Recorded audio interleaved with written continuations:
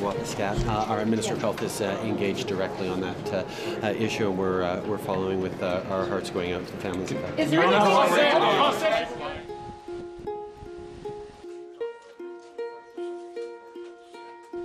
This isn't just particularly about Attawapiskat. This is about who we are as Canadians and our whole nation. I've been listening to the words of despair out of many of the youth in Attawapiskat. Government promised to implement the Truth and Reconciliation recommendations in its entirety. We know this crisis has been happening and there's no new augmented funds. I acknowledge that clearly we have not done enough. 2 months later, have they forgotten? Is there nothing there? That's an issue of political will that we could change tonight. There's no question that things like housing and water and infrastructure, youth centres is also very much part of a way forward in terms of hope and opportunity that we know the young people are looking for. This is the beginning of a new era, not just for Attawapiskat, but for relationships with First Nations across the country. Merci beaucoup. What's your message to them?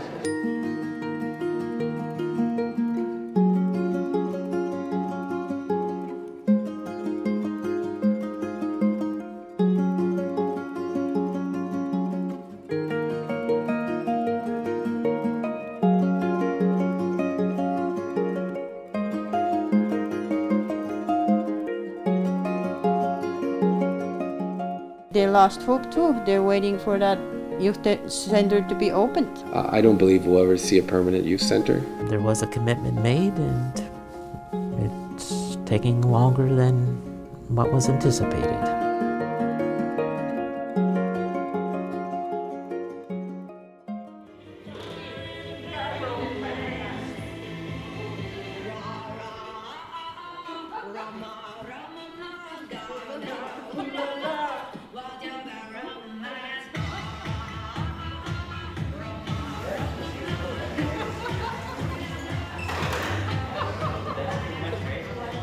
It's a fact, it's a social fact, like what's happening in some Native communities with youth, you know. So what we do here, like besides doing art, sometimes we'll do a presentation, a lecture, like a medicine we're teaching, give them some critical theory so that they can analyze what's happening. For Attawapiskat, they're preparing to open up their temporary shopping center. It almost looks like it's going to be done soon. So we're just here helping out, like before something is happening, that we provide a space for the youth. Back in my age, well, I had a drug addiction, so what would have been normal was like just doing drugs around here. Mm-hmm. What were you addicted to?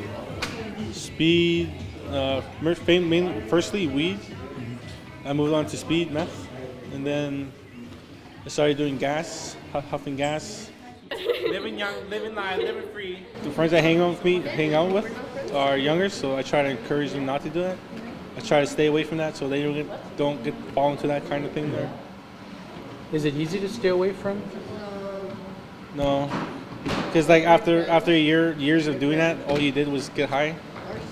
When you don't do that no more, it's like, what else do you do? I think it's getting better here. And especially with the youth center, it made me happy that there's a youth will have somewhere to go. Yeah. Something to do other than drugs and all that. Oh no, I guess they just don't have enough activities here. I mean, they're building that youth center, but it's for the kids. I don't know, these people just need more activities in this town because they barely do anything here. Every time I'm on Facebook, I always see these depressed quotes, posts, statuses. I don't know, there's nothing really in this town, like nothing fun for the kids.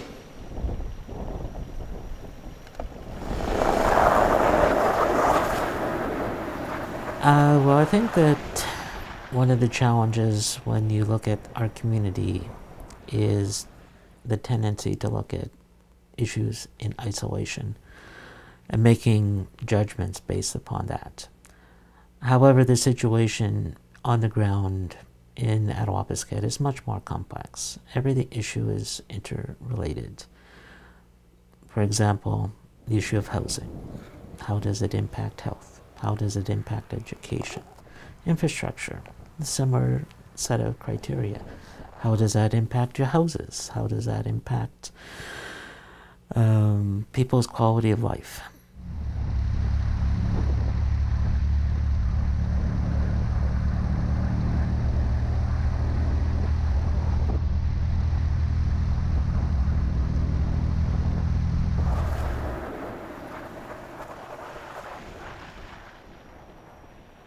Right now, the temporary youth center probably has another month and a half of construction left, so it's going to come up pretty close to the second anniversary of the declaration of our emergency.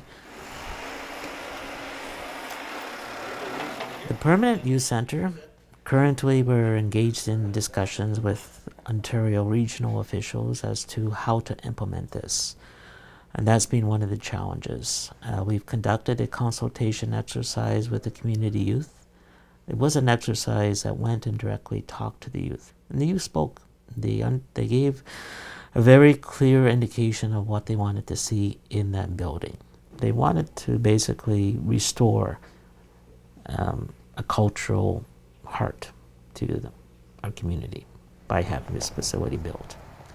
Now the challenge that we all have to have is how do we take those aspirations and make them come into concrete reality.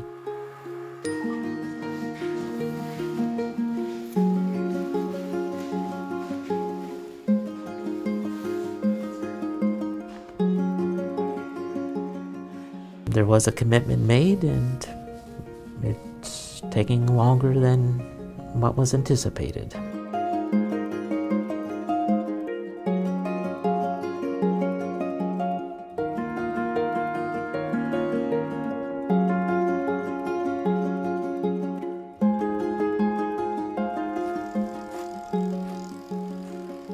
The basic infrastructure of the community was built in 2000 when water and sewer was made available to all of our community residences. Our current water capacity, both treatment and sewage, is pretty much either at capacity or over capacity.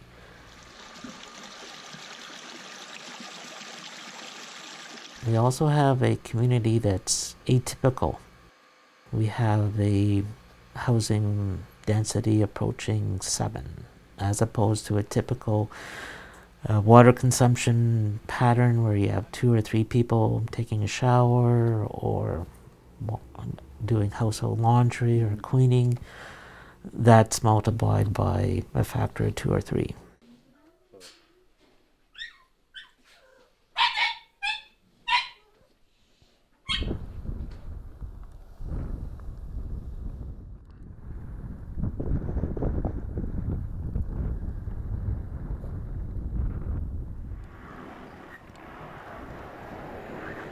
We have rashes. My youngest daughter has rashes all over her body, and we have dry coughs and headaches most of the time. And then just irritations in our body. It's very hard to live in this environment. I just can't wait to move out of here. There's 5 of us, 2 of my daughters and my son-in-law, and my husband and myself in our dog. Rot. It's just rotting away. It really affects the lives of everybody, especially in the crowded houses. Students can't function, they can't study. I work in the school, I work with the students. I'm the female counselor at Vision Secondary School. That's one of the things that major issues that they face, crowded housing and moldy housing. I think the government should do something about it, not to lie to us anymore. They say that they're gonna fund more, they're gonna put more funding into housing, but it's not so. Otherwise, I wouldn't be living in this environment right now, living in a condemned house. Depending on which houses you want to look at, yeah, things are getting worse. As in population growth, the overcrowding is increasing yearly, and yeah, things are not getting any easier. It's hard to maintain existing housing stock as well. And even with the new homes coming in, each time a house comes in, we already have like 20 other families waiting for one. Just to alleviate the pressures of overcrowding would take 130 houses.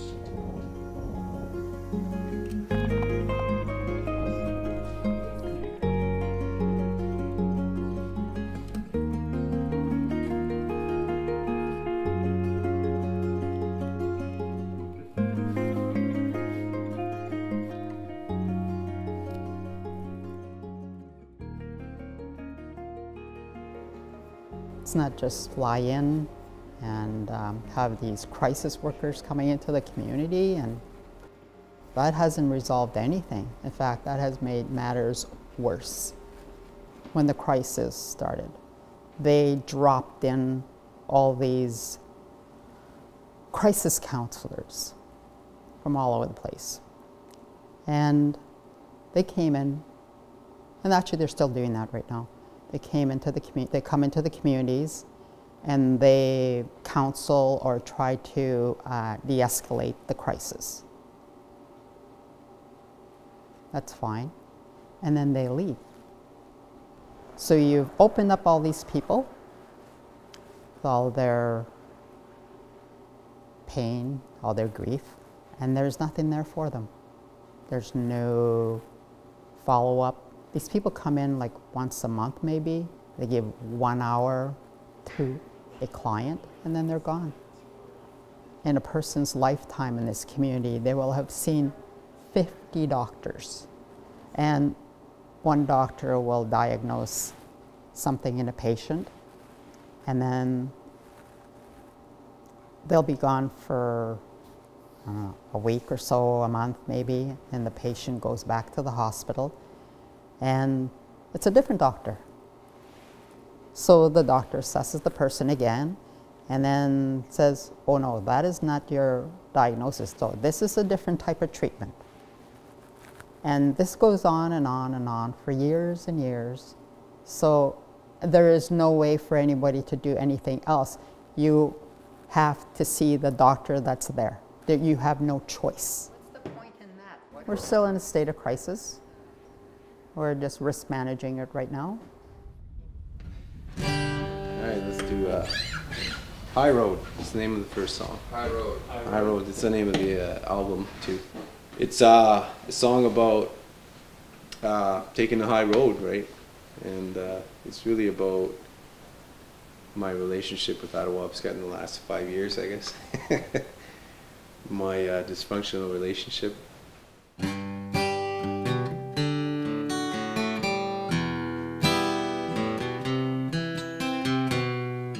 I gave you my best every day. You wore me down. Was it all a test? I don't know. I wanna leave this town and never look back, ever. That's a good question. I ask myself that all the time. What am I doing here?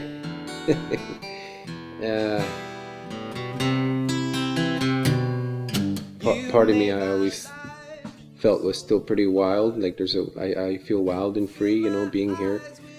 And if I go out and be on the land, no one will bother me. No one will say anything. I just go and I enjoy it. You know, I enjoy this beautiful place that we have, and all the rivers and the bay and everything that there is here.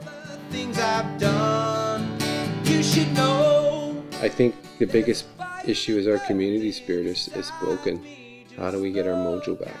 You know, how can we start to come together and gather and just really enjoy one another's company and be happy together as a community? I'm moving on up, I could see the top. I don't think that the answer is with the government. I think the answers lie here in the communities, in our communities, and we need to find a way to fix what's been broken. I'd like to also think that, you know, our young people are going to really rise up and begin to change this place, and I think that's where the hope is.